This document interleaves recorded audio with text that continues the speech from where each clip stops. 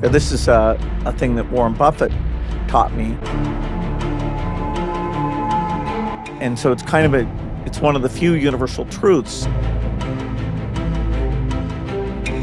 The thing they all eventually come back to is the golden rule.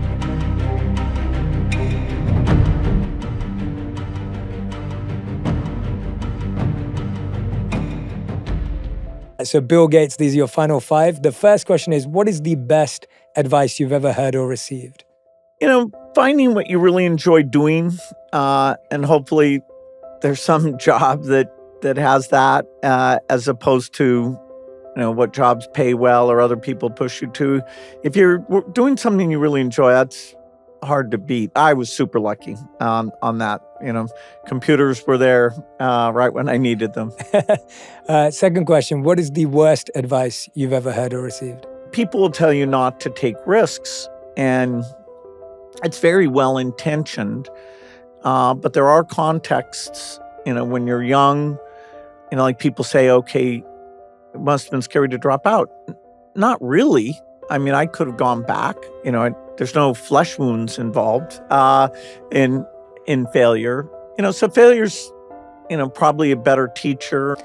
Question number 3, what would you say is the most important problem the smartest people on the planet should be solving right now? I would say shaping AI has, for me, risen to the top of that list.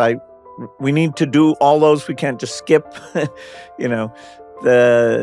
any of those. But this one is going to be a very big deal in the next decade. Question number 4, what is your favorite mental health habit?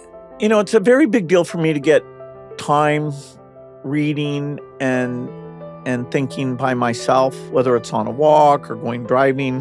When I was CEO of Microsoft, I took 2 full weeks, think weeks, one every 6 months, where I would just go off by myself and think, okay, is Microsoft on track? What are the trends? Towards the end, I'd write a memo, which actually was kind of valuable as we navigated the twists and turns. I need that time to think. Most of my good work has come from the kind of slow thinking where I'm off being reflective and maybe coming up with some non-obvious ideas. Maybe it's a little bit being on the spectrum, I need that refreshment. But, to maintain creativity, you have to have some calmness. And I take a tablet of paper and write things down quite a bit. And, I'm pretty religious. I'm not taking phone calls. I'm not browsing the news. I'm off by myself 24 hours that whole time. And that's kind of extreme.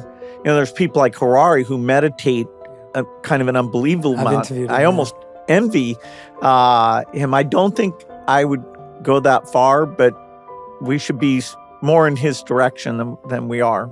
That's not saying there's a guarantee that those bad things we talked about won't happen, but people are a little overwrought.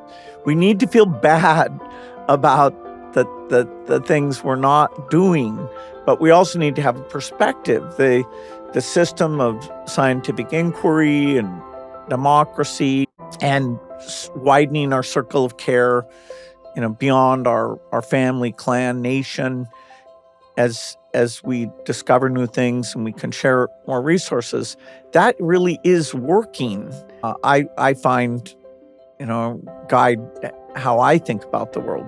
Absolutely. Fifth and final question. If you could create one law that everyone in the world had to follow, what would it be? Well, if you look at all these religious texts, I'd say the thing they all eventually come back to is the golden rule, which is to treat people how you would like to be treated. This is a thing that Warren Buffett taught me.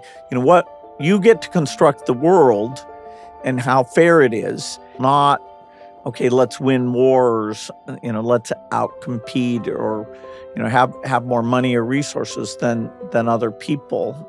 And so it's one of the few universal truths that we should have that guide our behavior.